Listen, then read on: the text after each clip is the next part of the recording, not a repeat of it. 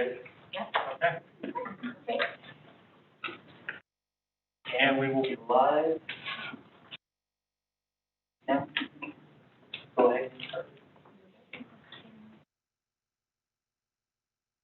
Start with roll call. Let's call the meeting part. I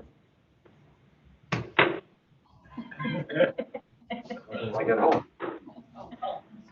Don't worry about it. Ready? Yes. All the meeting started.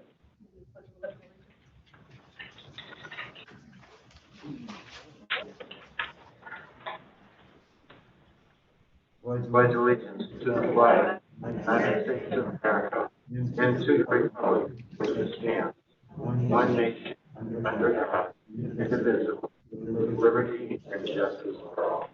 Thank you, everybody. Roll call. Director Asner? Here. Director Byer? Director Faulkner? Director Hudson? Here. Director Mueller? Here. Vice President Petroff? President Cuneo? Yes. Would someone like to excuse Ms. Paltrow? It's my understanding her mother passed away. I wish her well. Would someone like to make a motion to excuse her? All in favor? Aye. Opposed? I'm just watching. My understanding he's on his way here from Jeff City. He should be shortly.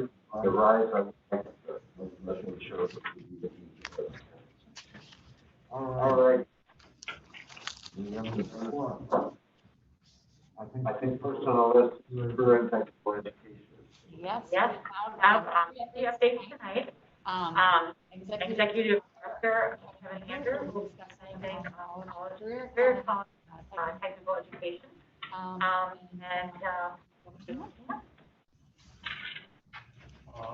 right. So good evening, President Cuneo, Board of Directors, Dr. Keenan. My name is Kevin Anders, Executive Director for Technical Education. I'm going to be providing an update on the current technical education programs within the special school district. Next slide. All right, so overview, we're going to talk a little bit about what is career and technical education. We're going to talk about who our students are, a little bit of our overview of our programs and comparatives, talk a little bit about our graduate placement for our students who have graduated from North Tech and South Tech, the innovation process and plans, so some updates on pieces we talked about last year. Also going to talk about resources required, as well as answer any questions that you might have. Next slide. So what is career and technical education? So from the Department of Elementary and Secondary Education, they define career and technical education as career and technical education programs provide students with the knowledge and skills needed for employment in current or emerging fields to continue their education or pursue advanced training. So that really is the scope of what is career and technical education. Listed here on the screen are the program areas that are recognized by the Department of Elementary and Secondary Education. So you have 6 main program areas. You have agricultural education, business, marketing, and information technology, family and consumer sciences and human services, health sciences, skilled technical sciences, and technology and engineering. A good chunk of what we offer at North Tech and South Tech falls under skilled technical sciences and technology and engineering. Our next largest group would be that health sciences group. I also provided you a handout, which is what's called Exhibit 10. It's the one that's got all the highlighting on it, and it's about 20 pages long. So this is every course you could possibly teach in a school in Missouri. So these are all of the possible courses. Anything that's highlighted in yellow is what's considered to be a career and technical education course. So you'll see there's sections like that first section, agricultural education. Just about everything is highlighted in agricultural education. But then as you work your way through it, you'll see areas like art and foreign language and math where things are not highlighted, because those are courses that are outside the scope of what is career and technical education. So this gives you kind of the idea of what can we and can we not offer at North and South Technical High School. Next slide. So a little bit about North Tech.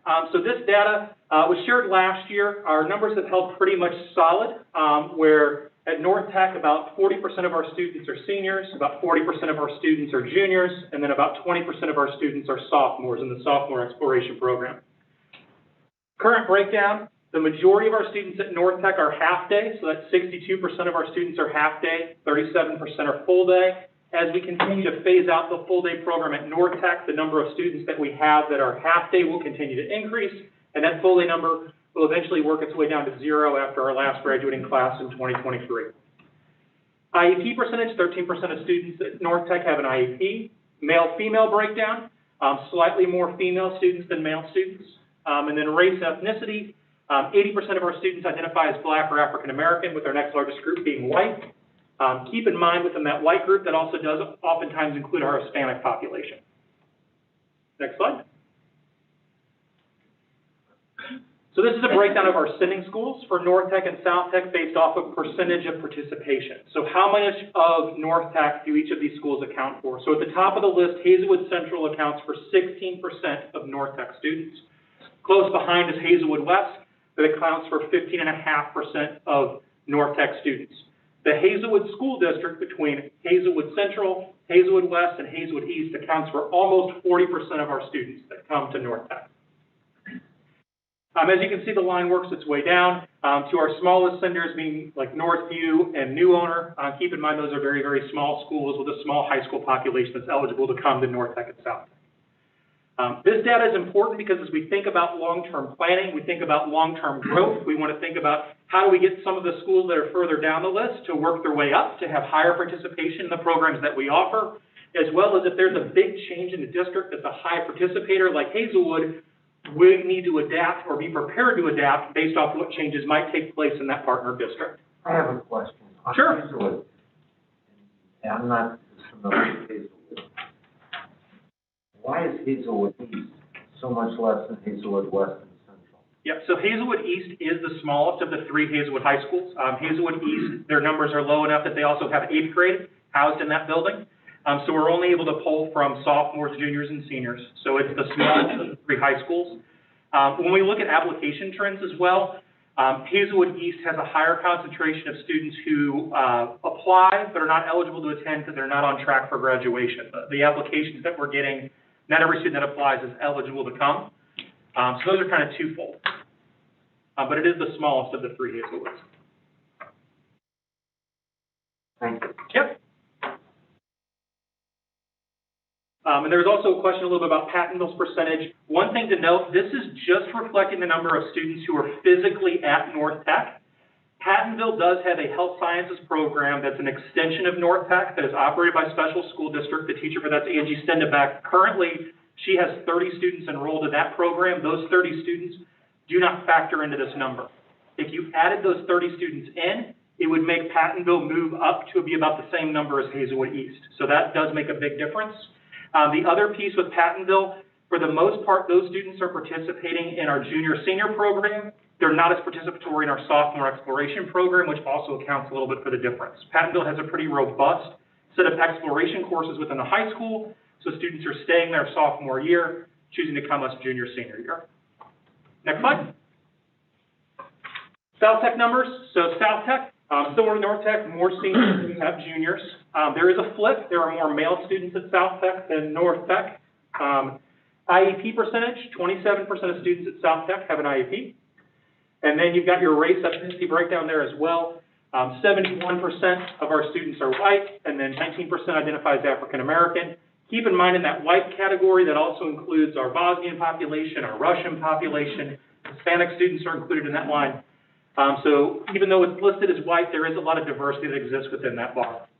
Why is there such a large difference, more than twice as much, that have an IEP at South Tech as to North Tech? That's a good question. So we've looked at our application data. We get a higher concentration of students who apply that have an IEP in the South and Central region than we do North. We're just getting more students with IEPs that are applying for the programs. I think some of it also is Word of mouth is our best form of advertising, and so when you have a fairly high concentration of students with IEPs to begin with, and then word spreads about the positive experiences that they have, that just continues to grow, as well as keep those numbers flat. So but we've definitely looked at that difference because it jumps off the page when you look at it. And so we've put in some intentional efforts to try and grow those numbers at North Tech to get a higher concentration of students with IEPs participating in our programs. We've quadrupled the number that we have from Northview, so that was exciting. But we're working in those sending schools to make sure that we're getting those applications. Thank you. Because we can only accept 2 applies. Next slide. Yep, and I apologize for the hard to read chart, just South Tech has a lot of sending schools. So it is a little bit small on your page. Top of the list, Lindbergh is our largest sending school. Right now they account for 14.25% of South Tech students, followed up by Oakville and Melville. So the Melville School District accounts for about 25% of our students that attend South Tech. Then from there, most of the rest of our sending schools are in that 2.5% to 5% range as far as how much of our student population those schools make up. You will see at the bottom, Fox, Seckman, and Windsor. We do have an agreement with those Jefferson County districts who are able to participate in our programs if they're coming for a class that's not offered at Jefferson College's area technical school. Next slide. You have a handout in front of you that's got a list of all of our programs because it's not going to look pretty on a slide. So that's everything that we offer at North Tech and South Tech broken down. It's got the map of Missouri in the upper right-hand corner. On the back of that handout, you also have some comparables, as we talked about last year.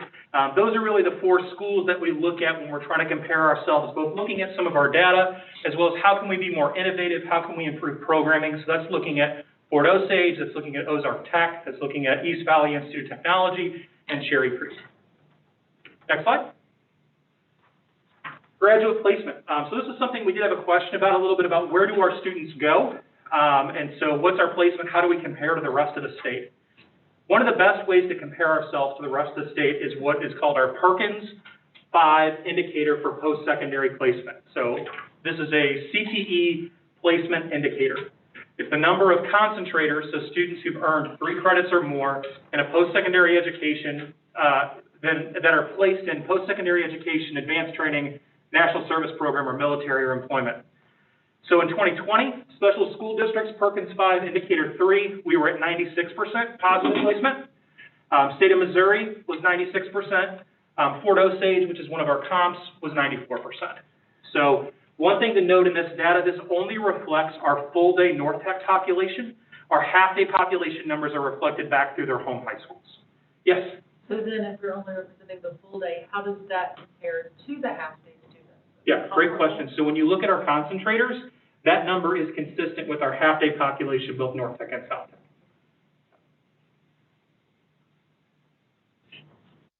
Next slide. Because there's a difference, because on this next slide, so this is graduate follow-up, how before I was talking about concentrators. So those are students who are with us at least a year. This is graduate follow-up on anyone who is with us at least a semester. So anybody that stepped foot in our building and earned credit, we follow up on.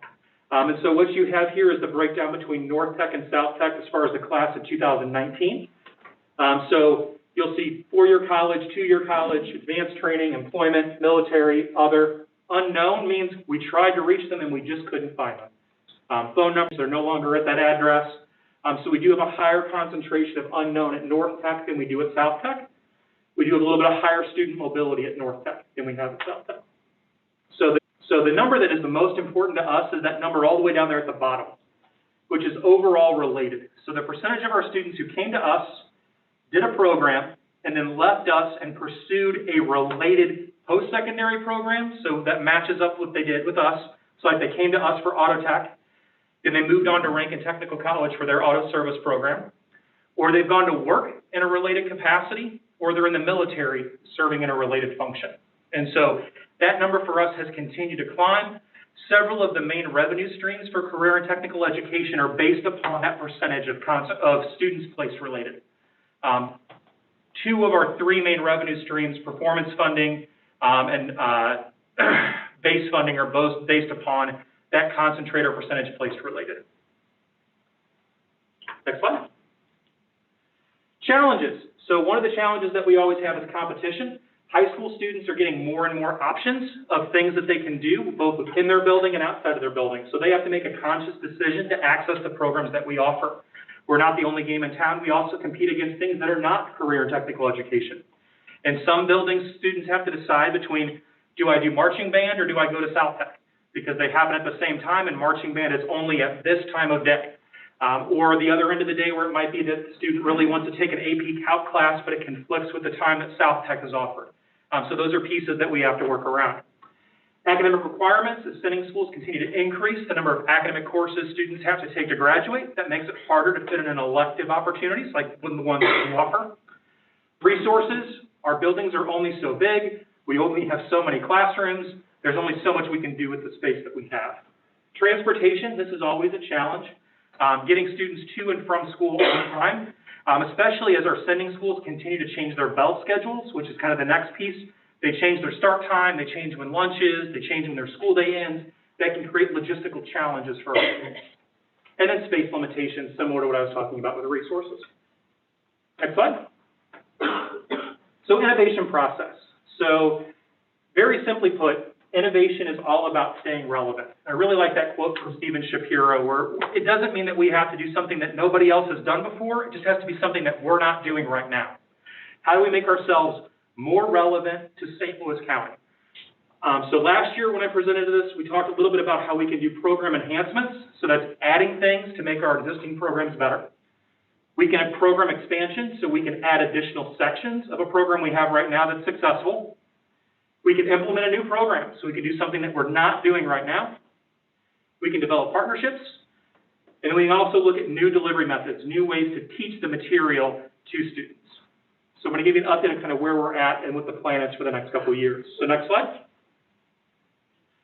Program approval process. So I mentioned how if we want to bring a new program, there's got to be a process for it. So this is the process we have to complete for the state. So we have to offer a course that's on that big Exhibit 10 list that I gave you. So we can't just dream up an idea of something that's not on this list. It has to match one of these codes. So there has to be a DESE-approved course code. Then from there, we have to verify that there's student interest. We can't use the Field of Dreams model that if we build it, they will come. We have to verify that there are students who are interested in pursuing this pathway. Then we have to show that there is a workforce need, both locally as well as statewide or throughout the region. This includes providing letters of support from business and industry. Then we build a program advisory board if we don't already have one for the program. Career and technical education student organizations. So these are groups like Skills USA, which are a co-curricular activity that's connected to each of our programs. We have to have an end-of-program assessment or credential that the students are able to walk away with, and then have a post-secondary pathway. So once the student completes the program with us, what is their next step? Is it college? Is it career? Is it a combination of both? So we have to show that there is a clear pathway once the student completes the program. If we check all of these boxes, then we were able to bring a new program to North Tech or South Tech. Next slide. So for the 2020-2021 school year, program enhancements. Worked with Dr. Bolton at the end of last school year. We were able to get approved curriculum for geometry of construction, for zoology, technical writing, and developmental psychology. These are all new academic integrations. So the student would be able to come to us in a course like early childhood education and also get credit in social studies for developmental psychology. Technical writing is a class that we're adding to a number of our transportation programs where the students will be able to earn a Com Arts credit. This is a really big value add because it's going to allow students to earn academic credit in addition to the career and technical education credit that they're earning with us to help with some of those academic credit requirements they need for graduation. We added pharmacy math for credit to South Tech, and then we also added special education co-taught sections of construction cluster at South Tech. Developing partnerships. We added a CTE Partner District Advisory Committee. So that's new this year, where we have a representative from every one of our partner districts, so all 22 districts. We're meeting 3 times a year, specifically to talk about how can we better align opportunities for students to get alignment between what we offer at North Tech and South Tech to what they're offering in the partner district. How do we connect all those pieces together? We're also focusing on data sharing. In a lot of cases, we have really great outcomes with our students, but we need our partner districts to report that data to the state so they get credit for it. So we have one meeting coming up next week that's specifically dedicated to data sharing. And then we're also looking at how do we break down barriers for students and get out ahead of issues. So as opposed to us waiting until a new bell schedule rolls out in a partner district, how can we be there in the ground floor discussions as they're thinking about changing their bell schedule so North Tech or South Tech is front of mind in that decision, as opposed to a afterthought after the decision has already been made. We've also implemented Seamless WBL, which is a program that allows us to track all the work-based learning opportunities. Sally Defani in Communications has been a great tool for that to help us get that off the ground. And then the St. Louis Auto Dealers Association, we were actually able to secure several new vehicle donations from the St. Louis Auto Dealers this year. And then this time last year, so in January, we were talking about new delivery methods, and we were talking about potentially exploring virtual instruction. I didn't realize that I was going to predict the future, and we were going to jump head first into virtual instruction and become experts in it overnight. So virtual delivery, we did a lot of that this school year. So next slide. So looking at 21-22, we're going to begin offering for credit those academic integrations that we just talked about. So zoology, geometry of construction, developmental psychology.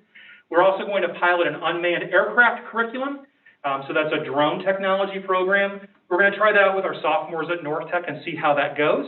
There's a lot of programs that we offer where there's a lot of logical integration with drone technology, firefighting, law enforcement. Drone connects to all of that. Construction, they use it for surveying. And then we're also special education staff. We're hiring more this year to come on to board next year to help us in our transportation and human services cluster as we continue to grow our participation of students with disabilities. Program expansion. So next school year, we're going to be getting all the groundwork set up so that in August of 22, we can bring dental sciences to North Tech. So we're going to be doing a lot of construction and preparation and hiring a teacher. And then implement a new program. That's the other handout you have, which is the multimedia breakdown. So we're looking at next year working through the process to bring this program to North Tech. When we surveyed our sophomore population at our sending schools in 2018, this program tested really, really well. There was a high level of interest in students in something in this multimedia pathway. Something that involves some audio, some visual technology, computer-based program. And so based off that 2018 survey data, we then took a hard look at this Exhibit 10 of everything that DESE says, here's what you can and cannot teach, so where does this fit in? And in the business cluster, this multimedia class is really the one that makes the most sense. The other part about it is it checks all the boxes for us when you think about getting approval from the state to offer this course. There's a logical post-secondary pathway. Many of the four-year institutions in the region offer a logical next step. So Maryville, Webster, UMSL all offer a pathway that could be the next step from this program.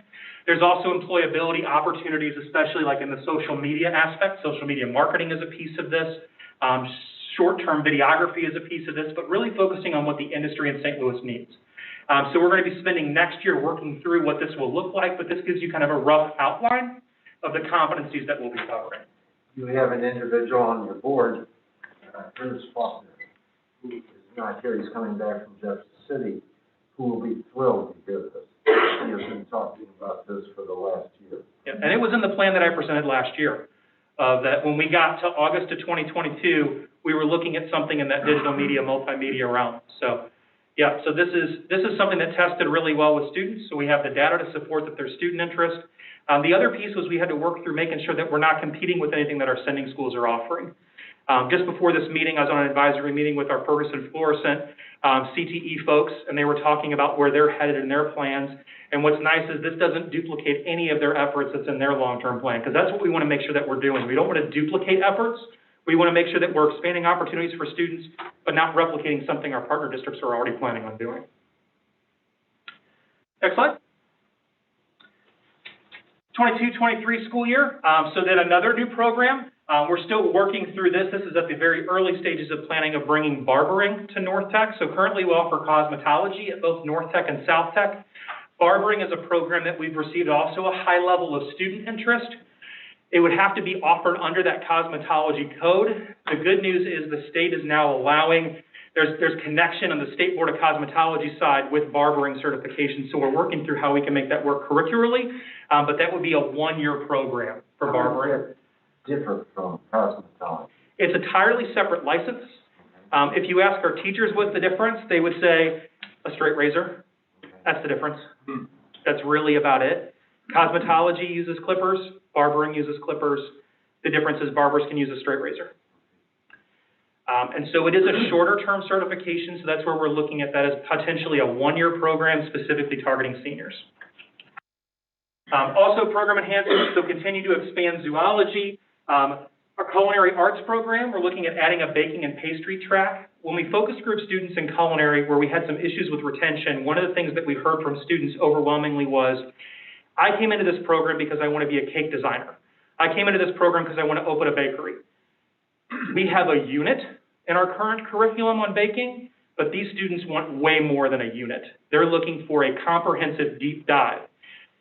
There's demand in the region that justifies adding that pathway. It's something that our sending schools don't spend much time in. Some of them might offer a one-semester class in baking. We're looking to add a full year-long curriculum in baking and pastry. And so that our curriculum committee is working on that now. Hopefully we'll be able to take the curriculum to you guys by June. And then our goal is to spend next school year really getting ourselves set up to be able to get the kitchen set up to be able to handle baking. So that way in 2022, 2023, we're able to do that. And then new delivery methods. So the full day program at North Tech will be phasing out. And in 22, 23, we're looking at piloting some flexible delivery options. So thinking a little bit about hybrid and virtual options for programs where it makes sense.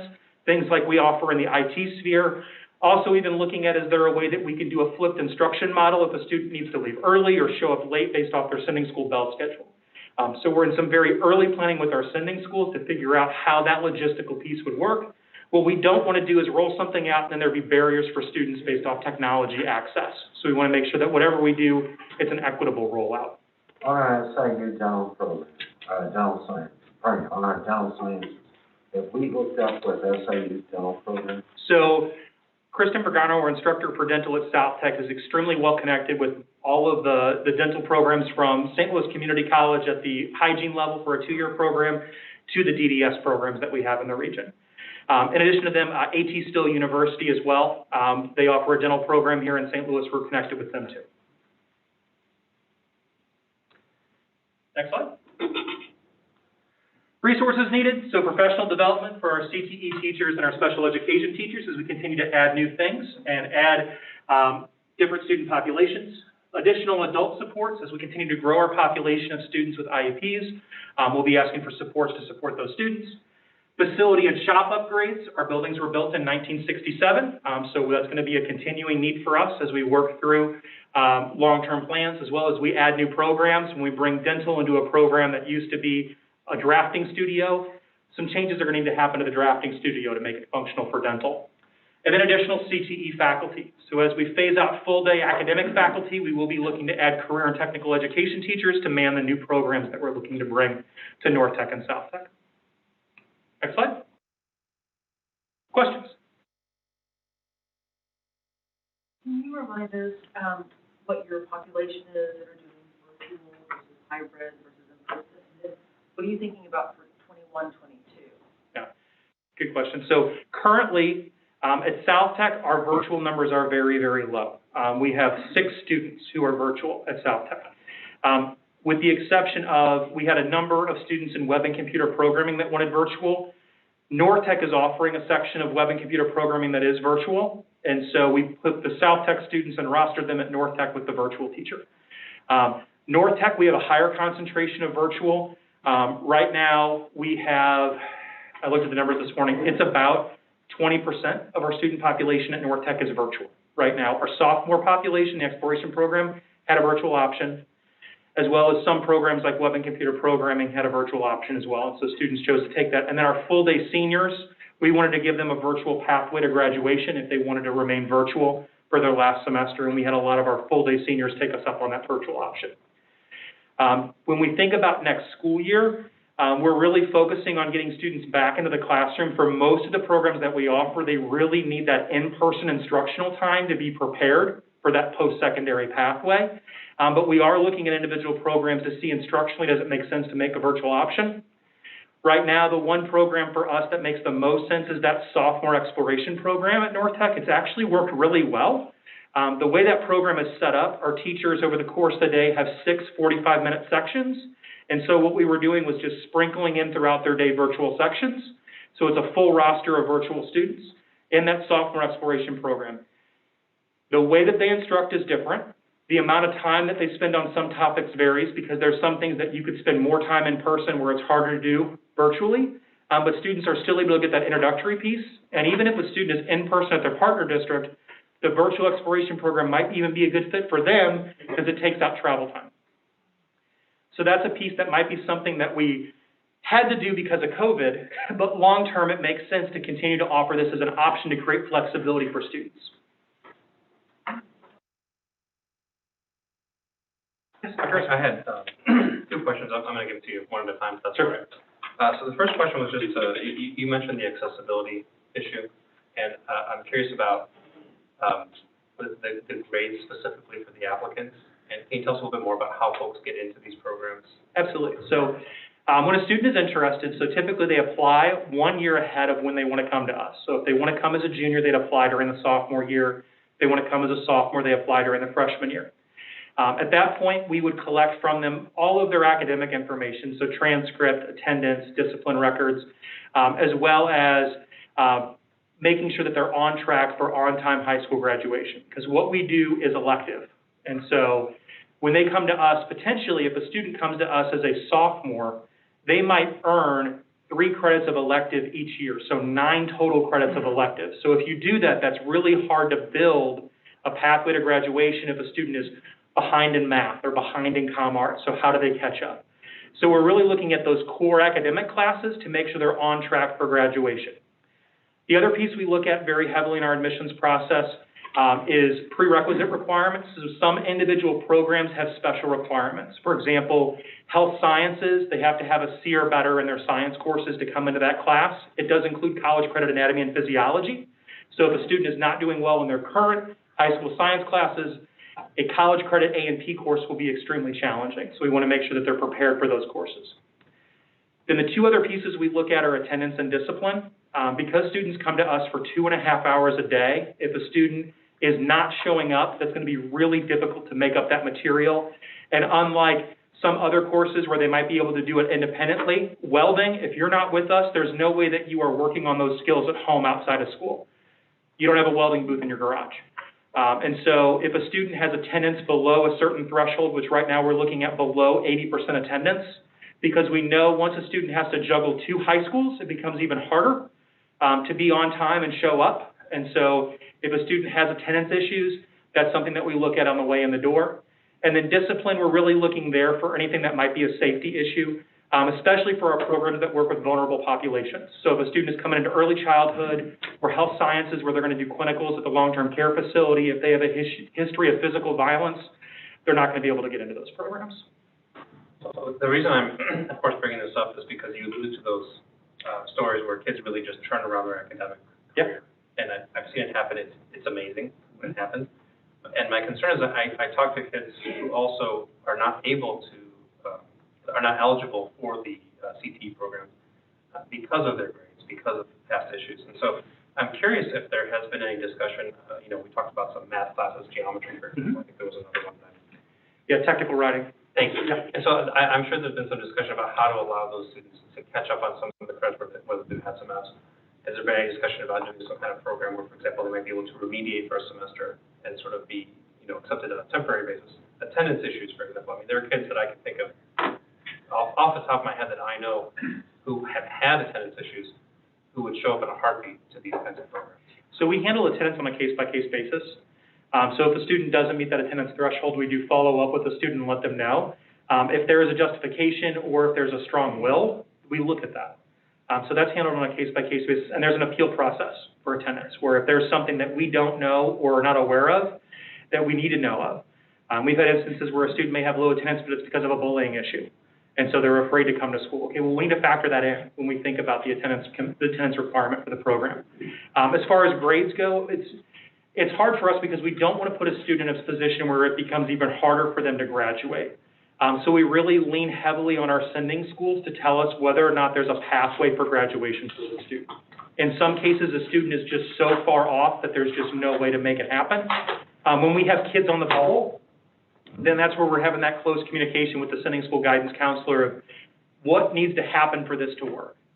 And then when we have brought students in who are kind of on that bubble, it's monitoring that very closely, because the other part is, if coming to tech makes it harder and harder for them to graduate, so we have students who may have to leave us at the end of a semester because they didn't catch up, or they put them in 2 comm arts classes to catch up in comm arts, but they didn't pass either one of them. So now the hole has just gotten deeper. So there's only, in some cases, we only can go so far. And then the other challenge is if there's another student waiting to get in, because many of our programs have a wait list, where it's a student who would be able to show up and complete the program, that would be our preference. Thank you. Yeah. And then my second question, I think this is a concern that was raised by Director Faulkner. So he's not here, so I'm going to do my best to raise the concern. But Sure. He brought this up, I think, 2 meetings ago. His concern that African-American students who were not being placed or not are having more difficulty finding jobs with unions. I was curious if you had a chance to follow up on that concern. Yeah. How did you follow up and what did you Sure. So when, first off, you need to think about St. Louis and think about unions. So there are a wide number of unions. Some of them are in areas that we don't teach. Like there's a stagecraft union. We don't do stagecraft. So I believe his comment was really looking at the trade and industrial unions. We have a very strong partnership with what's called CCDI, which is the Clayco Community Development Initiative, which is a union-backed program. Those are union contractors that are a part of CCDI. Every year, we have a high concentration of students who leave our programs and go to work in those union jobs. We have a strong partnership with Ameren. We have a strong partnership with Spire. While those are not union, they are apprenticeship positions, and so we have students who've worked their way into that as well. So on that construction side, we have had a lot of success as of late. So in the last 5 years, we've really built a lot of connections, as well as if we have a student who's leaving us who's not quite ready, but knows that's the path they want to go on. There's also the Building Union Diversity Program, the BUD program, which is a United Way-based program that then is backed by 12 of the major trade and industry unions in the region, where they're hiring directly out of that program. Their whole goal is to diversify their workforce. And so if we have a student who's not quite ready and needs more support, that's one of the avenues that we go. But we've had students leave us in the last 3 years and go carpenters, go laborers, go local 36 for sheet metal, have gone into pipe fitters, have gone into plumbers. So we've had success with students coming to us and then directly matriculating into one of those union programs. Part of what we've had to do is really educate our students on the intake cycle, because it's very different than applying for a normal job, where you have to go and get a letter of intent, and there's only certain times of the year where you can enroll, and there's certain scores that you have to get on work keys before you're eligible to enroll. So it's helping students navigate that whole piece. And so that's where the CCDI partnership has been really helpful, as well as we have a partnership with the Home Builders Association, where they're bringing in young mentors. So individuals 19, 20, 21, who are then talking to the young people in our classes about this is how you navigate the system. So when you have that authentic young person telling them, this is what I did, this is how I did it, and this is how I've been successful, that's helped with not only getting the student the job, but then helping them keep the job once they've landed it. And specifically about the concern about racial discrimination within your jobs, any comments on that? I can tell you that from the contractors that we've worked with, we've built really strong relationship with contractors who their focus is talent. Their focus is recruiting people to fill the vacancies that they can't fill, and so our students are front of mind for them. And many of our businesses that we're working with, I mean, they're seeking to hire more individuals of color. That's a priority for their business. Thank you. I'm just trying to close the loop. Yeah, we can't change the hearts and minds of an entire industry, and I'm not saying that there aren't potentially issues within the industry, but as far as the contractors that we work with, there's a high level of interest in hiring young people. I'm curious, does it happen very often that students want to take a particular focus to pick a curriculum area that's not on this list? Not very often. Not very often. There's just times where we'll get questions about things that, so it's twofold. One, we can only offer what DESE approves, and they can be slow to add things to the list if there's something emerging.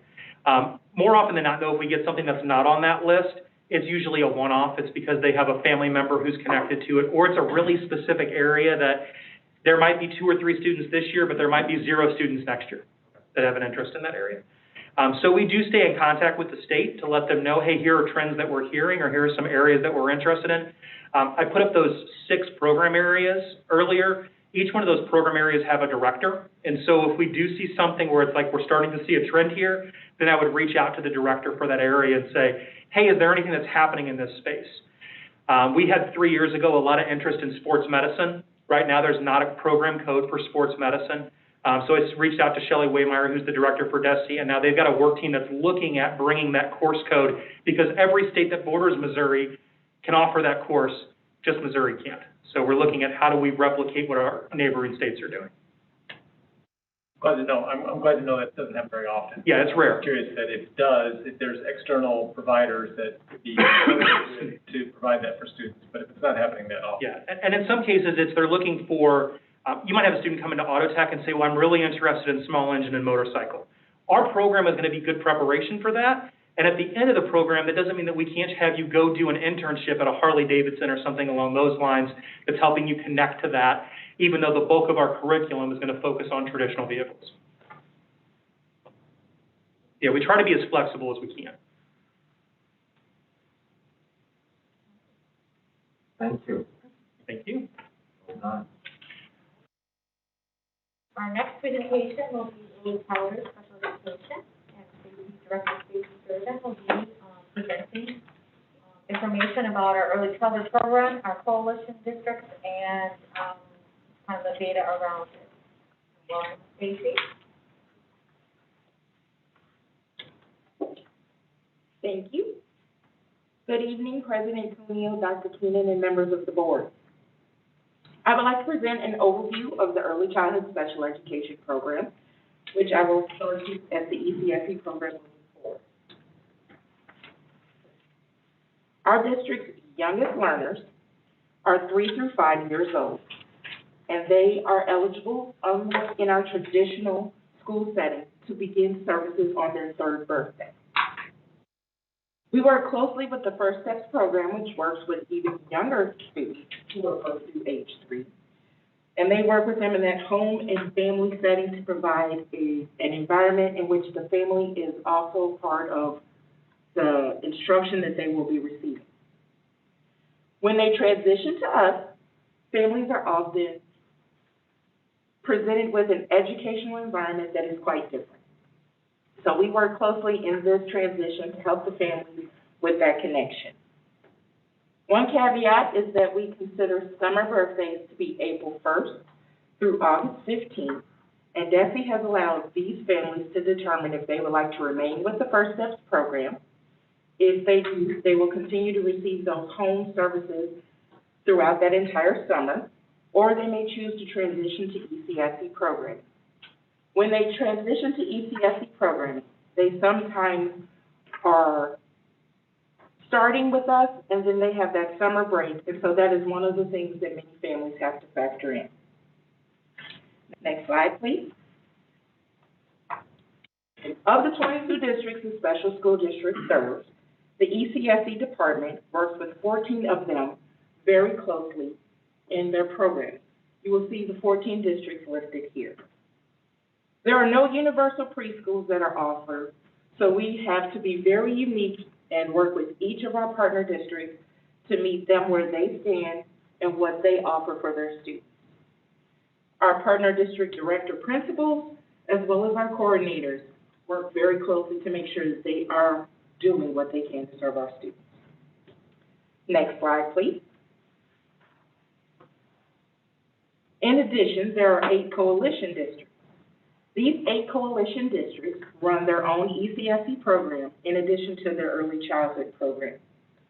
A benefit for them is that they staff, they supervise, and they receive direct reimbursement from the state for these programs. We still work in partnership with these coalition districts as well. We meet regularly to coordinate DESI directives, to work on regulations and programming of services for our students.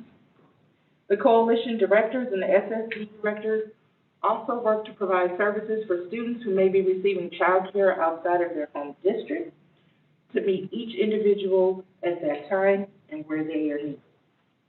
We also work closely with the YWCA and the Urban League Head Start program, and there are five area locations that we service, and in addition, in the South County area, we have a classroom that is housed in that Head Start building. Next slide, please. If you look at the enrollment trends over the past 5 years, we have had pretty good numbers, and our highest count is what we are using when we look at reimbursement from the state. But you will notice that the impact of the pandemic did affect us at the spring of 2019-2020. However, I am excited to let you know that there were approximately 250 evaluations that were impacted by the spring closure, but our teams worked to ensure that these students were evaluated and that any eligibility determination was made as soon as possible once we resumed in the fall. Next slide, please. We have 7 evaluation teams that serve our program. They're listed here. We have our central team, we have 2 Parkway teams, a north and a south team, we have a Head Start team, and we also have a Rittner team. Due to the increased number of students who are identified in this footprint of Rittner, we changed our team structures to make sure that we could address the needs of these students.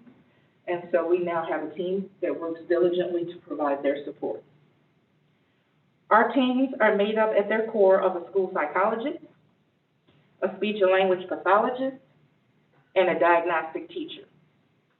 Our teams often also include an occupational therapist, a physical therapist, a social worker, and if needed, nursing staff who can help provide that health documentation for our students. Next slide, please.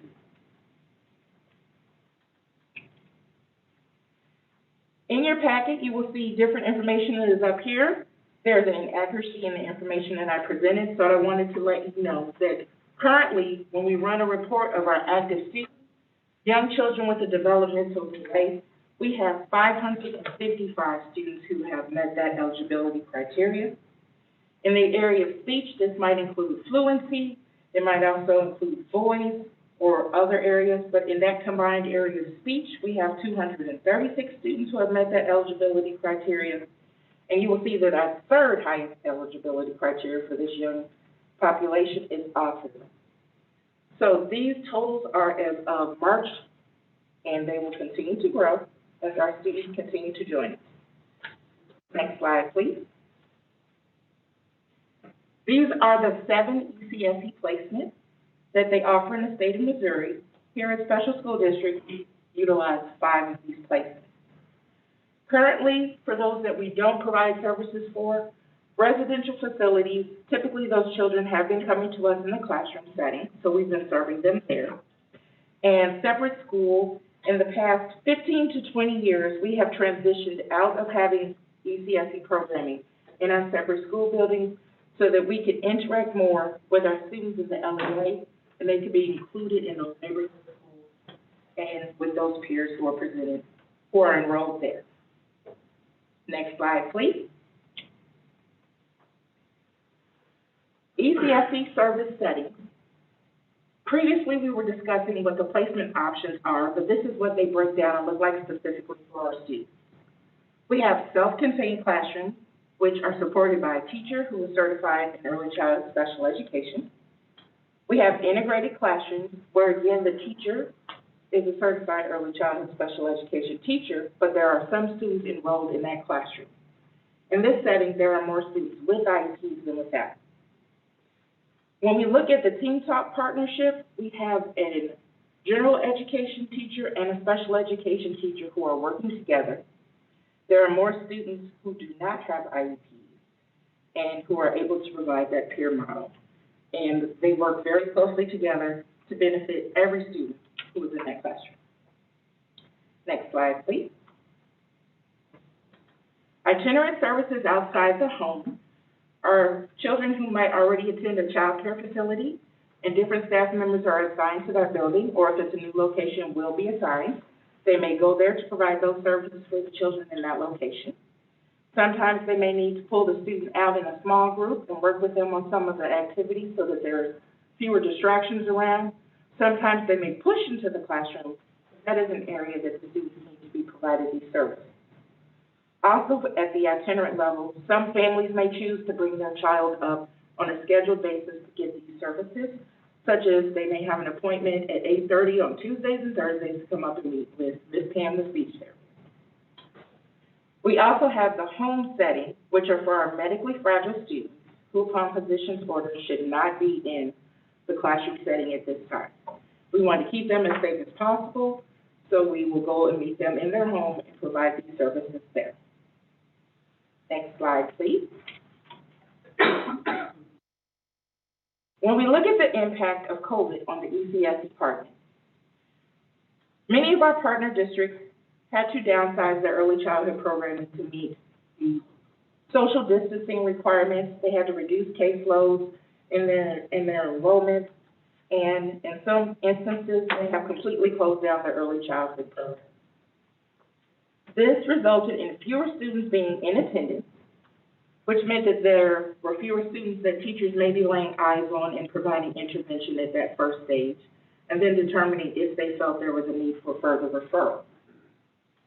The Parents as Teachers is a program that works with students from birth through age 5, and they work in partnership with both our general education and special education departments. They have also reduced going into the home, and many times they would often be able to provide referral information after they worked with families over an extended amount of time and built up that relationship with them. Families have often had to make the choice this year between keeping their children at home to receive early childhood services virtually, or if they would like for them to come in person. And many of the students have benefited to some extent, but we know that we feel that coming to school will always be what we want them to do, regardless of this is in an early childhood special education classroom or an early childhood traditional setting.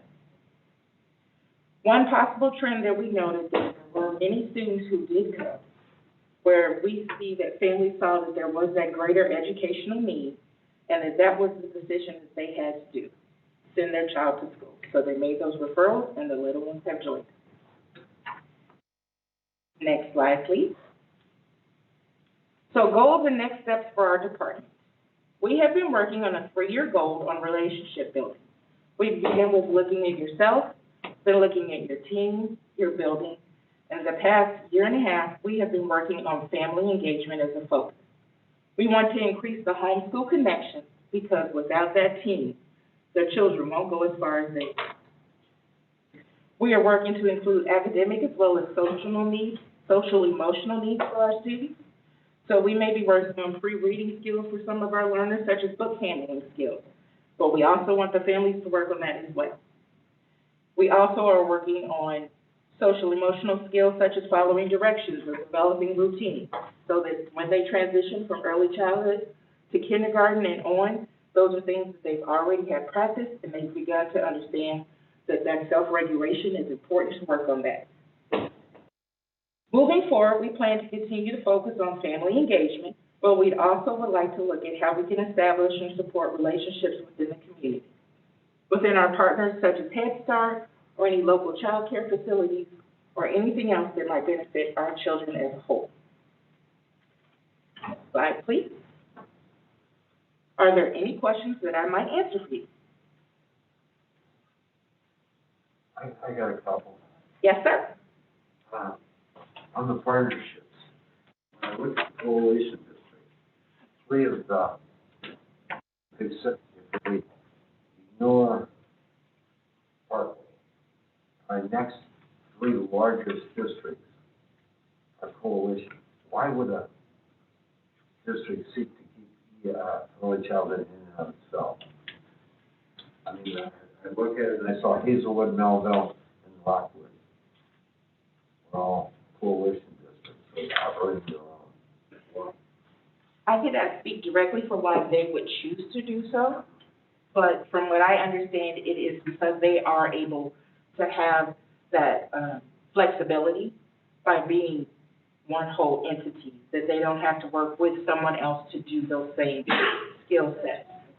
Bless you. They are able to do, like I said, the staffing, they are able to, work with all of their students and move them with greater ease in some districts. So that may be a factor for them as well, but then also, they are the ones who get that direct reimbursement, so that is something. I was wondering if it was a money issue. In the time that I've been here, Hazelwood has always been a coalition district, and I will be honest that I don't know why some of the other districts have separated from us, and so I would only be making a guess. Thank you. I have one other question. Yes, sir. What do you feel the long-term effects of COVID are going to have on your program? I'm trying to think, a lot of these kids, I mean, this would not have been a group I wanted to have virtual. I mean, when I'm thinking attention spans of a 3-year-old, you know, that's not real high. I think some of the long-term effects that COVID are going to have are going to really be relationship building and starting things back up. When we're working with our partner districts, their enrollments have been low. They've had to downsize from having some have 18 or 16 students in the classroom to cutting them down to 10. One of the partners that we work with currently has 2 classrooms open where previously they had 7. So I think some of the impacts are going to be getting the students back into the classroom so that they're able to receive those services regardless of if they do or do not have an IEP. And then after that, to just continue to build those relationships where the families feel safe to come back in. Because a lot of them, they're like, these are our little ones, and with all the questions and concerns that they had, they were unsure of what we were doing to help make them feel safe. And I think that if we can get the families who have been here to share that, those relationships will be built so that those families will send them back. Thank you. Thank you. Any other questions? I have Yes, two ma'am. questions. Yes, ma'am. Okay, so one is is about the coalition district. So my son, we were in the Hazelwood district at the early childhood. I just have a question about the communication for children who are transitioning from the early childhood from a coalition, ECSC, to the partner district. What does that look like for parents? I remember my experience, there was no communication about what the options were for my kid once he was going to the Hazelwood district, and having a lot of anxiety because I didn't know they have like self-contained classrooms and things of that nature. So what is the communication, what is it supposed to look like for parents who need to know what their options might be or what it might look like for their kids? I'm going to be honest with you and let you know that I don't know. I do not work in partnership with that program in terms of setting up their transition schedules. We may have meetings and things that we work with for some of the students who we have reciprocity agreements, but we rely heavily on their guidance on what they do when they're transitioning to that school-age department. So they're able to tell us, this is how we set things up, and this is what we do here, and we're like, okay, we will work with that. But as they run their own program, we aren't necessarily informed of what they might be doing. It's my understanding from what you had said before that there seems to have been a breakdown there. But there is, like you have an IEP meeting to like with kids with IEP, you have to have a meeting when they transition. There is a breakdown, so there's no preparing you for what the options are, so you can prepare to kind of advocate for what you think might be best. So I remember my experience, my son, he had to be in a self-contained classroom. So I didn't even know what that was or that even existed until the IEP meeting, and someone was with me, and I had all this tension of anxiety, and they told me that wasn't an option. So I was wondering why that was never shared with me before that meeting. And I would imagine probably other parents have similar experience. So I'm just wondering if there was a process or, cause I know you don't manage the coalition early childhood, but there seems to be some kind of disconnect between those children and when they come to SSD, even the partner district. Like, I'm just speaking from my experience on that. So, Then my other question is about the Rittner, the evaluation team. Can you go into a little more detail as to why they need their own evaluation team? I'm wondering if I understand you were listing different. Yes. So our evaluation teams cover multiple areas, And for the past couple of years, the student count for Rittner has been, it's been increasing. They have now had 7 classrooms at Rittner Early Childhood Center, and we actually have recently been in talks of, do we need to look at opening any more to provide our students with special education services. Whereas if you will look at our North team is still meeting the same numbers of students, but they're spread out between Jennings, Normandy, and River Garden. So somehow our Rittner seems to be a hot spot where lots of families are moving for both students with or without IEPs, and so we are seeing the need to support them. And due to that, we had a team who was working more to address evaluations for speech and language concerns, and we transitioned them into a team to look at the entire area, and that's how we set them up. Any other questions? Just to say thank you, that was really helpful. Thank you. Thank you very much, That's right. and thank you. All right. And our third presentation tonight is our Parent Education and Diversity Awareness Program, and it will be Administrator Vincent Morgan. And this will be a reversal for you. How are you going to be able to do this way? I know. Does it feel comfortable? On the other side.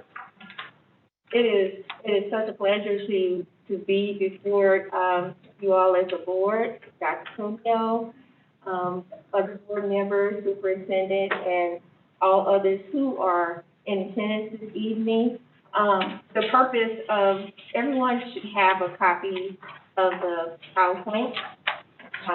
And so the purpose of this is to share historical information about the program related to services in each respective district. So just a little bit of back history. If you would, next slide, I'm sorry. The Parent Education and Diversity Awareness Program, or PEDA, and I did provide at the very back a ABC chart, because I know that just being on the other side of hearing all of the alphabet soup, it can become quite daunting. So as I'm speaking now, when I make reference to PEDA, I am talking about the Parent Education and Diversity Awareness Program. And so our office is located at the Learning Center in North County. And I want you all to also know that Parent Education and Diversity Awareness has been around for almost 30 years. The longest person who worked for this particular program retired, and she had been here for 22 years. We receive very positive feedback as it relates to the programs and services that I will be sharing with you all, not only from parents, but from staff members as well as those who happen to be in our respective communities. Next slide. So, this is my team. The individual next to me, her name is Rachel Myers. Then we have Elizabeth Fox and Deborah Fiasco. So it's a team of 4. All of us happen to be parents. And many would ask, well, why would you just have people that work on in your particular program that are only parents? So the premise of that, when it first started, was not like the bake sale parent, but basically is for that connection with someone having the same experiences that you have encountered as a parent, be it male or female. So I state that for the purpose of letting you know that we also speak with dads. And also, if you hear me say family, that is with very strong intent, because what we know is that families look different. We have siblings who are raising students. We have grandparents, aunts and uncles who are now raising our young students. And sometimes if you use the word parent, it can be a block as far as inviting individuals to participate in things that you might have going on. So we don't think about it that way, but if it says, parent meetings, like, well, I'm not my sister's parent, but I do take care of him or her. So we might want to think about the way that we use lingo in terms of being more open to those who we consider to be our customers. Next slide. So the mission for Parent Education and Diversity Awareness Program is to champion meaningful inclusion, equity, family engagement, and collaborative relationships, which will support student success in living their best self-determined lives. So many times, just as being a parent myself, and I failed to share with you that information. So let me take a step back and say that I am very proud to say that I am Elise's mother. Elise happens to live with autism. Elise started her journey in Riverview Garden School District in the early childhood program. We had the pleasure of receiving education in Riverview Garden School District and Hazelwood School District. And so now, Elise happens to be leaving the VS program at the end of this year. It has been quite a journey, the good, the bad, and the ugly. I appreciate it all, because without those experiences, I would not be standing here before you. I was the individual who will say, well, I'm just a parent. They'll never listen to me. I'm not smart enough that anybody will take interest in what I have to say. So it went from, oh my God, Ms. Morgan is in the office, to, oh my God, Ms. Morgan is in the office. And so I stand here as a true testament of what can happen when we do partner with our parents. It doesn't always have to be adversarial. We're not saying it's always going to be peaches and cream, but what we do know is when we are being very purposeful in establishing relationships with our families and providing them with the rich resources that they need, then you could have a person who has worked for the district. Then you can have a person who has had the pleasure of being on the board. You can have a parent who not only has a current student receiving services, but two older daughters who are teaching in the respective district. So I share that personal information to say to parents who may be listening or family members that it's okay. It's going to be rough. And as another parent, I'm going to be straight up with you, as most parents would say. I'm going to keep it real with you. I'm going to tell you what it's going to look like when you walk into a room and there's an IEP team and you're thinking you're going to be talking to 2 people and there are 10 people in the room. So I just wanted to share that tidbit just so I can get you in the room to understand my perspective as a parent. Next slide. So the services that we provide is consultation and navigation. Navigation is a key word as we talk about this particular program with both family, staff, and administrators. And so we also provide support for families, which is information, direct support, and engagement. We're making connections with both families and school personnel. We provide parent workshops as well, pretty much covering things from the IEP process to toilet training to information about behavior modification, and we also bring in specialists from our district, special school district, and those individuals come in and they share their level of expertise with families and staff as well. So as you can see here, there are keywords, FAPE and FERPA, and NOA. So I would invite you all to take opportunity to look at those keywords in the back so that you can get a very good understanding about what those terms mean, because they're all very important in terms of working with our families who have students that have to live with disabilities. And again, it's providing disability information.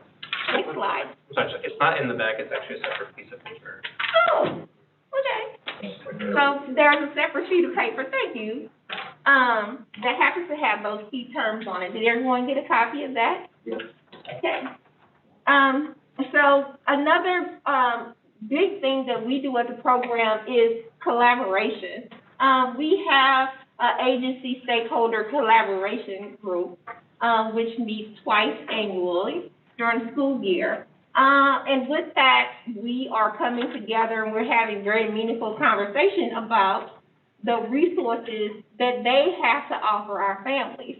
Now, one of the things that's going to be very different moving forward is that we're contacting these agencies to find out what they're doing now, not what they were doing in the past or just a group of people who happen to be in our archive information of groups that are out here in St. Louis. We want our families to be able to get a live voice on the phone and know that it's going to be tangible information that they get from the individual on the other end of the phone. We also provide technical support with Charting Your Life course, and I want to speak a little bit more about that in just a second. PLI, or the Parent Leadership Institute, again, this is another program that I'll be speaking about in just a second, as well as our Parent Connection newsletter.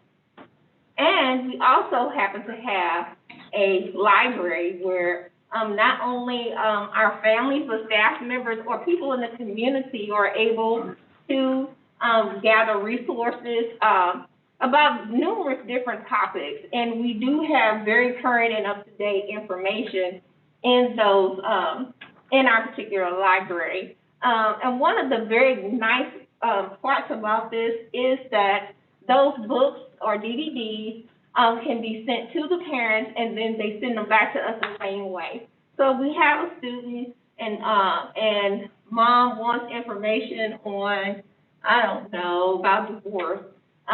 If she's wanting a book about that topic and we have it, we will send it to the student's school, and the student will be able to take it home. And once they're done, they bring it back to school, and they'll come back to us. Next slide. So why focus on supporting families? This quote says, family members play key roles in identifying and securing opportunities for their family members to participate in meaningful ways within their communities and ensuring access to self-determined lives. I can't say enough how important it is that we as a district really invest in our families, connecting with those parents, again, in a very meaningful way. And it's beyond inviting someone to check off homework packets or, you know, sometimes we find ourselves being upset because the family is not able to come to parent meetings, you know, prior to COVID, of course. But we have to realize that there are so many things going on in the lives of our parents. You know, especially after the pandemic, there are so many who had lost their employment, some have lost their homes. And so we, as a district, have to get to posture ourselves in a way to meet people where they are. Next slide. So, build collaboration is all about relationships. So, as we look through the lens from a parent perspective, we assist families and staff navigate complex educational and community systems. I don't know if any of you all have ever called a doctor's office and you hear that corny music. Sorry, doctors in this room. But you hear that cute, corny music while you're on hold, and then the phone hangs up on you. Then you have to call back. Well, that is something that a lot of people not only experience in that particular area, but if you're trying to get through to DMH or something like that, it can be very stressful trying to get through to talk to people. And by the time this parent gets somebody on the phone, they're angry. And so now I'm angry. I'm known as the angry mom, but guess what? I spent 30 minutes of my life that I cannot get back trying to contact you with a very important question. So we want to support our families in showing them ways to have those those powerful conversations without being offensive, and without being offended as well. And as we talk about having a good life, we really, as a program again, are trying to work with our families, to figure out and invest time in figuring out what their students want. Not necessarily what they want, what they've been fighting for as far as the IEP, because we know that the largest part of our lives is our adulthood. And so once they leave us with the K through 12 experience, what's going to happen next? You know, will your student be living with you for the rest of their lives? Does your student want to work? Has your student decided to go to college or volunteering? You know, one of the things that I have said, and I mean from the bottom of my heart, is that I would love for my daughter to experience falling in love, having her heart broke, and all of those things, just like any other typical individual. And so for that to happen, that means that we as a family, we have to be aware of what's going on in our community, take her out to socialize, and have those experiences. So a good life looks different for different people. And so as a program, again, we want to make sure that we're listening to our families. Next slide. Parent and community resources. So, you know, again, when we talk about helping people, we really want to meet people where they are, not where we think that they should be, in terms of how they get the resources that they need, whether they're recipients of Medicaid, TANF, or any of those things. We want to give them the royal treatment when we're spending our time with them, and they have given us their time. So we want to make sure that we're doing something very valuable and meaningful with them while we have their attention. And so, excuse me. So we want to make sure as we move forward is that our relationships with them will be more one-to-one oriented. That means that we will be meeting them virtually, which, you know, this whole experience has just opened that up to us to practice and have Zoom meetings or Google meetings or whatever that looks like. We may meet them in a coffee shop. We may have to meet them after school, just so that we can, again, meet people where they are. We should not assume that everybody has a car and everybody can afford to get a Lyft ride to come to them. So I think it's a more respectful experience when you're able to meet a person where they are. And also helping them navigate through their cultural systems as well. So I can just say as a minority that, you know, sometimes it could have been very intimidating to come from Florissant and drive past Highway 40 because there is the notion that you may get a ticket. So I don't want to be in West County when it's dark to draw any attention to myself. So those are the type of things that we have to really think outside of the box when we're relating with our families. And again, helping them with those individualized plans. So that was something that used to be done through the DMH, but as we know, they don't have those case managers in place.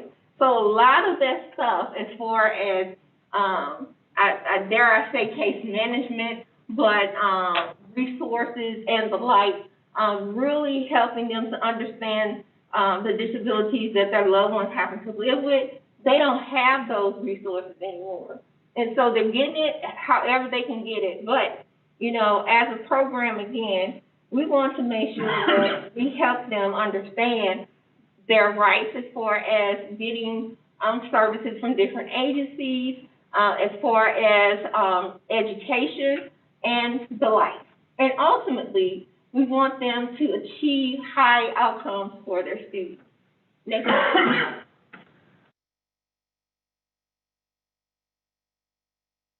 Oh boy. Well, so as we look at this picture, you know, we talk about equity, we talk about equality. You know, we got all these students here, and everybody's trying to get to the same thing, and that is they're trying to get to their graduation. You know, that is a very momentous opportunity and occasion for a lot of our students who may not be going off to college. And so, at any rate, we just want to make sure that at least the playing field is fair. And when we know fair is not the same, when we look at this, we see that equal is not the same. So as we are, again, relating to and working with our families, we want to keep in mind that everybody's situation is going to be different. But what we want to do as a program and as a district, the bottom line is that we all give them high respect, regardless of their zip codes, that we are, that we're really working hard to make sure that they feel like they're being heard, and what they say really does matter. Next slide. Well, breaking news. So, we, as a program, all 4 people that are working our program, we are now certified ambassadors through Charting Life course. And so, as you see here, a certified ambassador is a person who has enhanced skills that to use the Charting Life course tool. And you can access this on your own online. They have a wealth of very nice basic tools that you can use as you're relating to families, corporate businesses to use the model, and our program will be using it as a means of best practice. And so we're able to go and do training, to train others to use this particular program. And we are leaders. We're not afraid to try new things as a result of our participation in this program. And we have knowledge about the framework. This program is one that is, if you go to the next slide, it is, this is pretty much the trajectory here picture. And it is spearheaded by UMKC. So again, if you would just, you can Google it, and it's Charting the Life course, so that you can get more information about its program and the richness that they offer. Next slide. And so their premise is that we look at 3 areas. It's discovery and navigation, connecting and networking, and goods and services. And so with this, we are providing information. We're talking to someone who has been there, much like all of us that are in this particular program at this time. And the goods and services part is kind of iffy because we are not case managers. So we do have the ability to refer them to, we get lots of calls about therapists, lots of calls about doctors. We also get calls about SSI and Medicaid. And so we're able to help them complete those applications if needed, and help explain what different terms mean. Now, the important thing to understand about this is that, yes, there will be some crosswork, much as our social workers. They do more heavier work as it relates to really getting into the, things that could look like child abuse, neglect, different things of that nature. So what I'm really trying to say is that as we do this work, there will be some intersection of work amongst programs. And the biggest thing that I have been working on since I've started in this particular role is to work with the different leaders and directors of the various programs throughout our massive district. And so those things have been going pretty positive at this time. So next slide. So So, again, it's achieving a good life for all. And so as we look at the individual, we know that we want them to be able to be, to use those advocacy skills. We would like for them to be included in their communities. When we're talking about the families, we are looking to support them as to how to maximize on the skills that you have. They know their students best. They, just coming to the table, it's really encouraging them to use their voice in a positive and meaningful way. Next slide. And so, again, we want to, with the family navigation, again, is consult with PETA. As we look at the next slide, you will see, I believe it's in a couple slides forward, you will see some data as it relates to the work that we have done. And again, we want them to, we don't want our students to be lonely. One of the hard lessons that I've learned during this COVID experience is, as I said, again, my youngest daughter, who's in the VSP program, we couldn't go anywhere. I mean, there was nowhere to go. She couldn't go to school. VSP, she couldn't go to Barnes and do her work. So you go by the bedroom and you see that she's sitting in the bed, she's got her laptop, she's got her cell phone, she's got the TV on. Okay, come back by in another 45 minutes, it's the same thing. And what it really resonated with me in that moment is like, wow, this could be her life at 20, at 30, at 40, if we don't keep doing things to help reduce the opportunities for loneliness, isolation, and being segregated.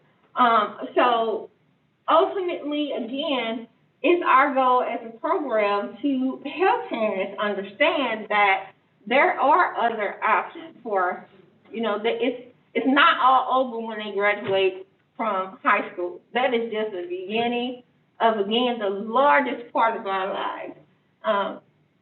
They will become 30 and 40 and 50 years old. So what are we doing now as it relates to their educational experiences that's going to be something meaningful that they can use when they become adults? Next slide. So, data. So as we take a look here, we know that Trends is pretty much 5 years of data.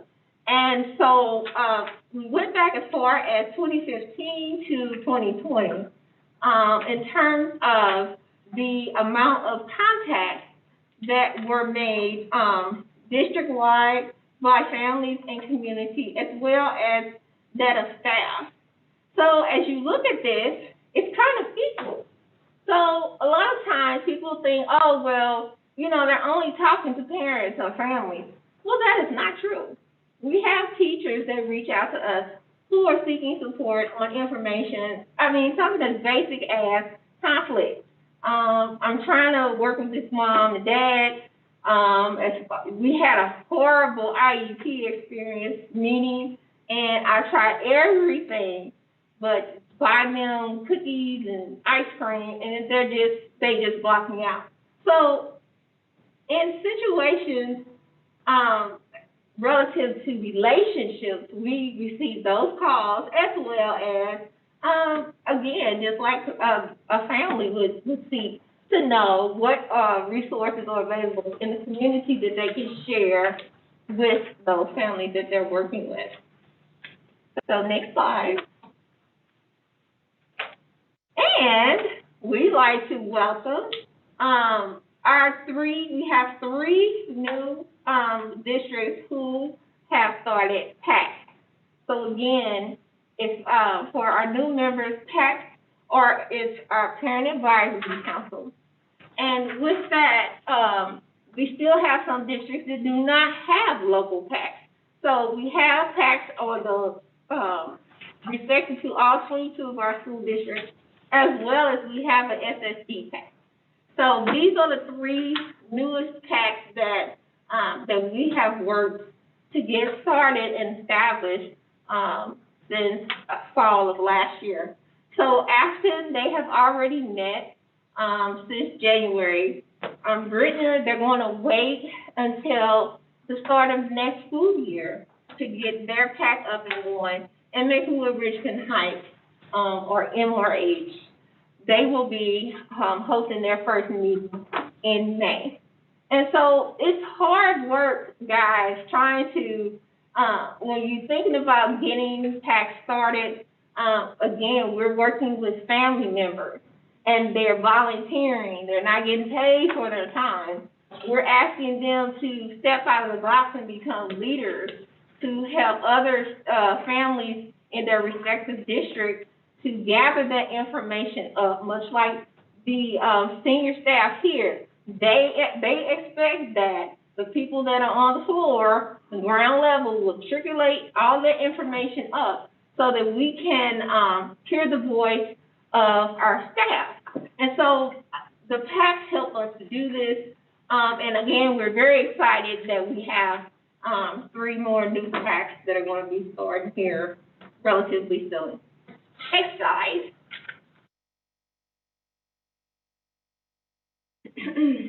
And so this, we were able to get some comments from people who have participated in our PLI program and other activities that they have engaged with us as a program.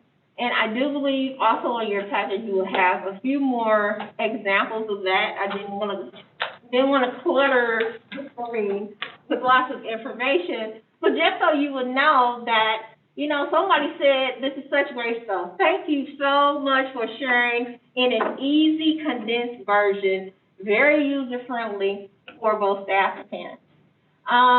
Or it was very much noticed how hard you and your department are working to make PETA department successful and effectively used. Keep up the good work. And last here it says, love it. For sure, and with the nice descriptions we can use to target parents as well, who we know would be most appropriate for each workshop, and it's more personal. So again, we just wanted to share that there are positive things being said about the program. Next slide. So hopefully, we're hopeful that by educating families to make systems change, that they will gather knowledge about their own rights. There are some parents that believe when they come to any meeting on the school premises that they are not to speak unless spoken to. And that is totally incorrect. We are coaching parents to further engage with their student learning. So, you know, if we are talking to a family that is very angry about whatever experience that they're going through, we really try to help them to look at it from the educator's perspective. Lots of people are upset about their students not being in school last semester. And so we know as a district that that was absolutely nothing we had control over. But at the end of the day, the parents are like, look, I wasn't able to go to work. I lost work hours. I am not a teacher, so I had to teach my child. You all had us doing virtual experiences. Thank you very much. But I have 3 children in 3 different grades that are trying to do virtual work. And so, you know, us taking a step back and looking at it from their perspective versus what we feel to be the best cookie cutter way to do things will help us to alleviate some of those issues that parents seem to get angry about sometimes. Again, learning effective ways to communicate on behalf of their students. You know, encouraging parents, you know, write down your thoughts before you get on the phone and you're ranting and raving about one thing. Any of us who got angry about anything, we know that we start hollering and screaming about something and we're going way south, and this is not even, you forget the reason why you got on the phone in the first place, or why you're standing at the desk at school trying to get some answers. Improve their advocacy skills, providing appropriate information and referrals.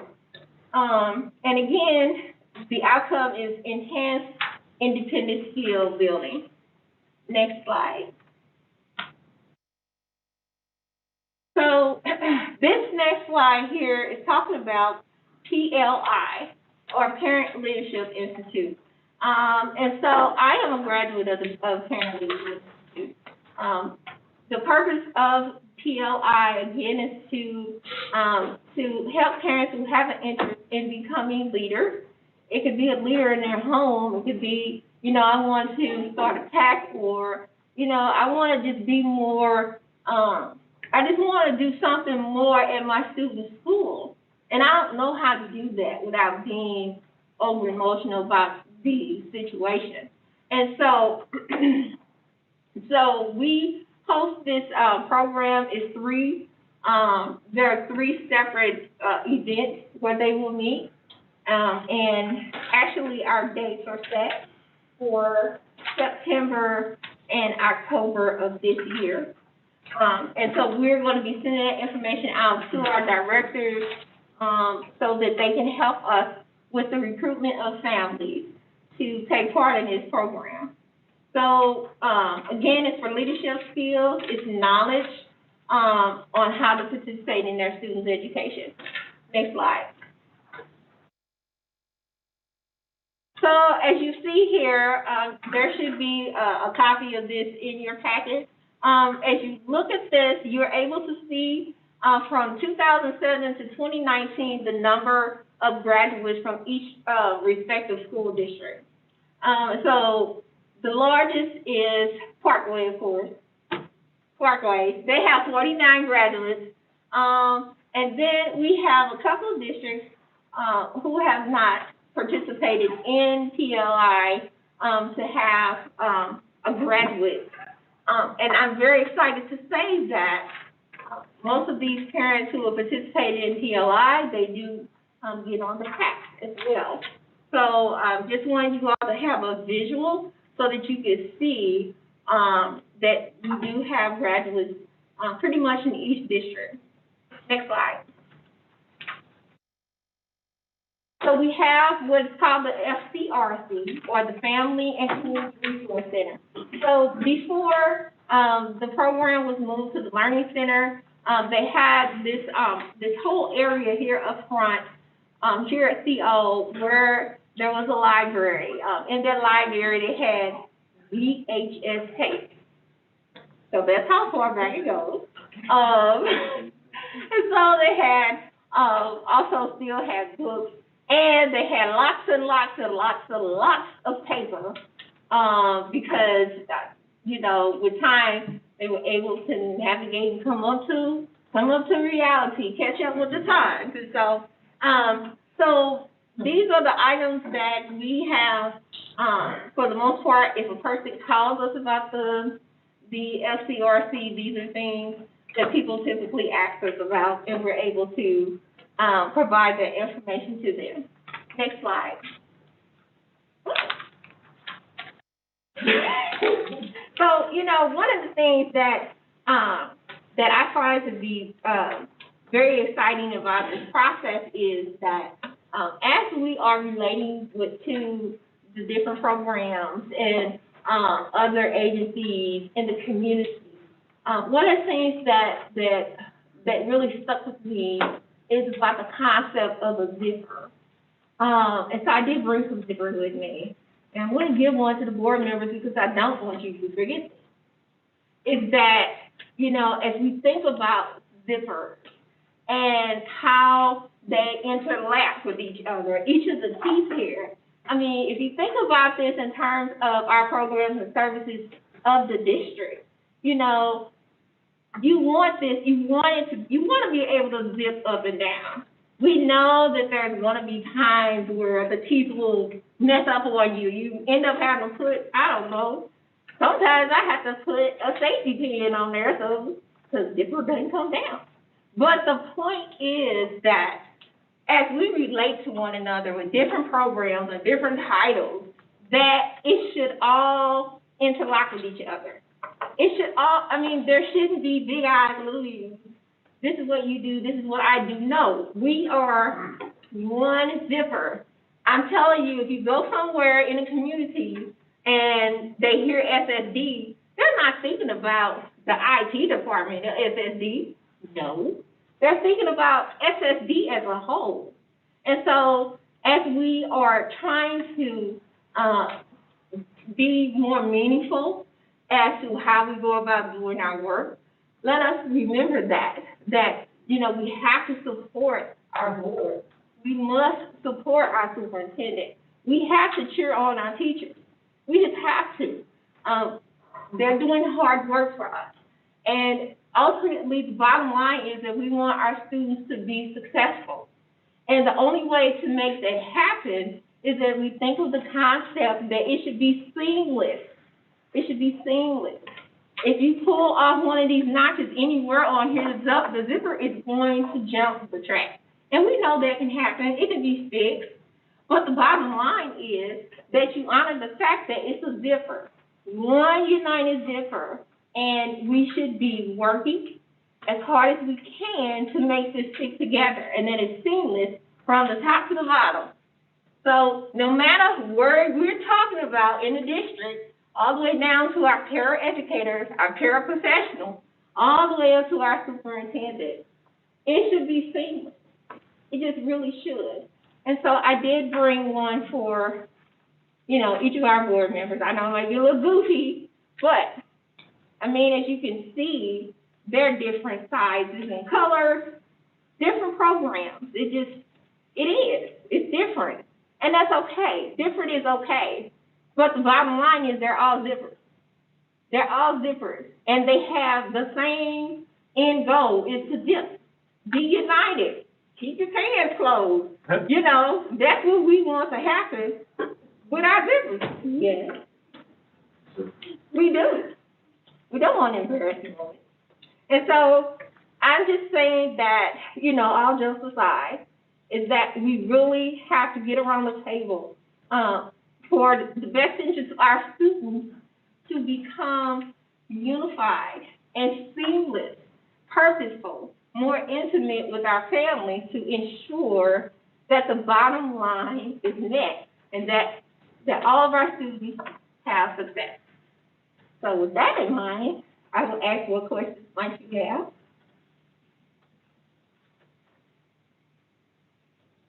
Yes, ma'am. I just want to, first of all, that was a great presentation. Thank you. For that. And as a new board member, what is the best way to connect our families and our staff to PETA? Well, if you're a new family coming in, there's a lot of things to start with here. Yes. How do we get them engaged with you guys? Well, again, you know, as I was stating before, is one of the very intentional things that we've been doing as a program is to reach out to the other programs in the district. And that is through our directors, and they have been extremely supportive. Thank you all very much for that. They are putting our information in the individual school district newsletters. And then again, we're sending out information too. And so with this PLI, Parent Leadership Institute that's coming, we're hopeful that will ignite teachers to start thinking about the parents that they want to refer to us. So, you know, just saying, you know, Dad, I think that you have great leadership potential, and they're going to be facilitating this mini, not conference, but workshop that they're going to be doing. And I want to nominate you. I think you would be great for our school. And that's how we start building positive relationships. Now, whether Dad stay in there and do it or not, I don't know. But that's with the relationship building that we have to do. And so, long story short, it's going to be word of mouth. It's going to be hopefully that the literature that we're sending out electronically is not getting lost because everybody's trying to reach parents electronically, families. So that would be the answer that I have for that at this time. what other questions might you have? Yes, ma'am. Well, one, I just want to say I'm excited about the written impacts. I'm very excited about that. And my question is, as a board member, like, how could we support, like, the tax as a partner district? Like, is there anything that we can do? Well, one of those things, again, I would say is, it's going to be supporting your directors. Not from the board level, but, all that trickles down. But, I would think that with us working with our school leadership, with the leaders here, the executive leadership team and such, and, making sure that they find it to be important, that they understand the richness of establishing positive relationships with our families, keeping that in the forefront of their mind, not just data, not just how many people can get on the bus or how much it costs for, math or different things like that. All of those things are important, but it doesn't matter if you don't have students.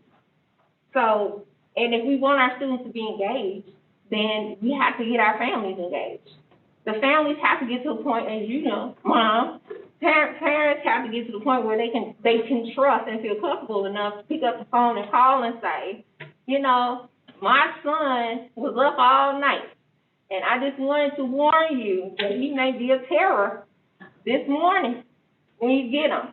But see, at least I'm telling you, and my son is not getting in school, getting in trouble. He might have a little grace and mercy in the classroom if the teacher is aware of what happened the night before. Does that make sense? Yeah, yes, thank you. Okay. What other questions might you have? We'll put in the Friday memo for you guys, the contact information for PETA, and where you can find it on the website, so that if parents talk to you about it, get the word out. And the other thing that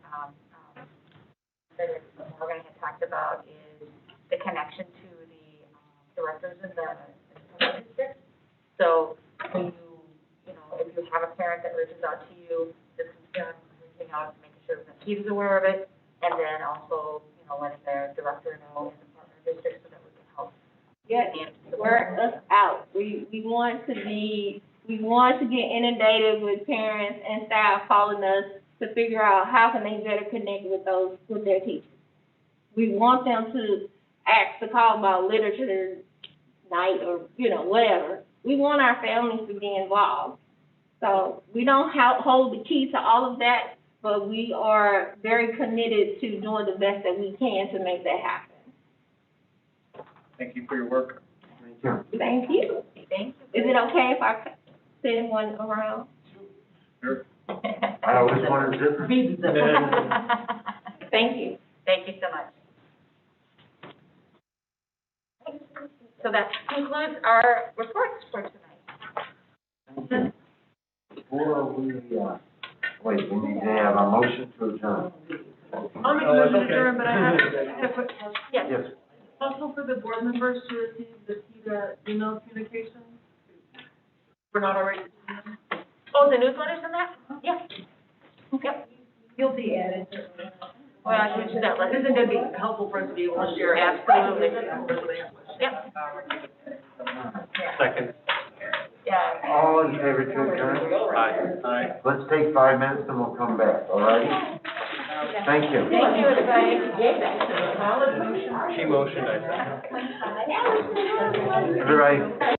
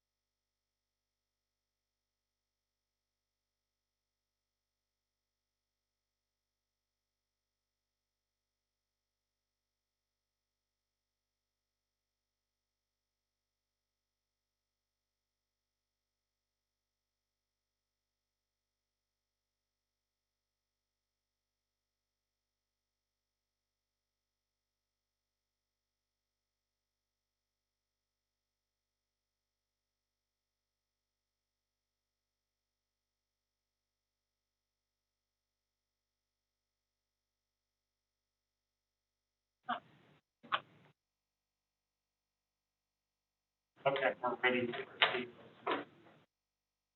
All right. I called our Director Asner, Here. Director Byers. Here. Director Faulkner, Here. Director Hudson. Here. Director Mueller, Here. Vice President Petrov, and President Cuneo. Here. All right, we have a forum. Would someone like to make a motion to go into a closed meeting, please? Second. I think, to go into a closed meeting, I have to have a roll call, isn't that correct?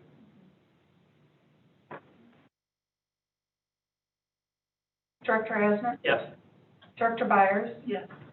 Director Faulkner, Yes. Director Hudson. Yes. Director Mueller, Here. and President Cuneo. Yes. All right. Would someone like to make a motion to adjourn? Motion to adjourn.